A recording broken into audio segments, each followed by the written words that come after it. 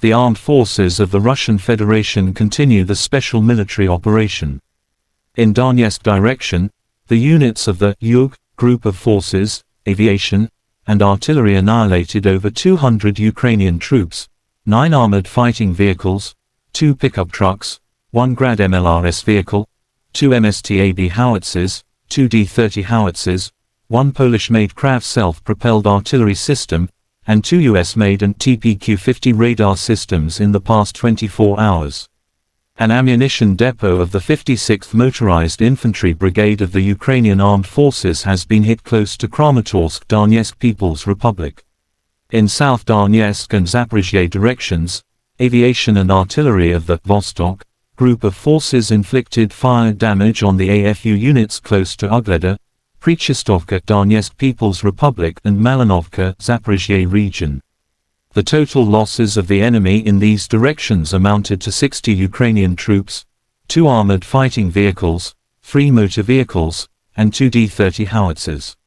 In Kherson direction, the fire damage has neutralized over 20 Ukrainian troops, 1 Akatsiya self-propelled howitzer, and 1 US-made M777 artillery system during the day. In total, 404 airplanes and 225 helicopters, 3,587 unmanned aerial vehicles, 414 air defense missile systems, 8,415 tanks and other armored combat vehicles, 1,073 combat vehicles equipped with MLRS, 4,440 field artillery cannons and mortars, as well as 9,126 units of special military equipment have been destroyed during the special military operation. The other side, Ukraine Defense Ministry in a statement said Russia lost 660 servicemen in a single day, including 15 tanks, 15 armored fighting vehicles as well as 8 artillery units and 2 air defense systems.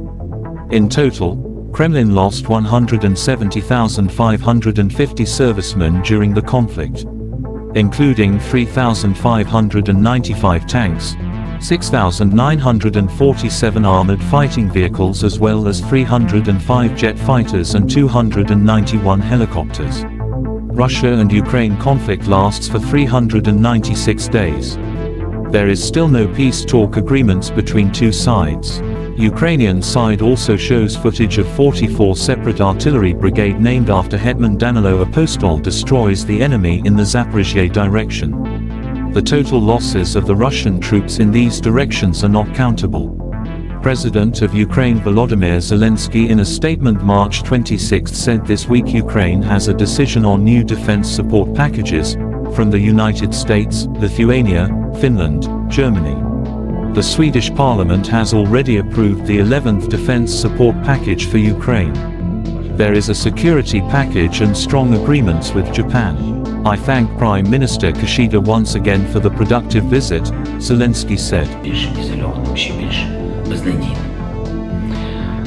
Маємо за цей тиждень рішення про нові пакети оборонної підтримки від Сполучених Штатів, Литви, Фінляндії, Німеччини.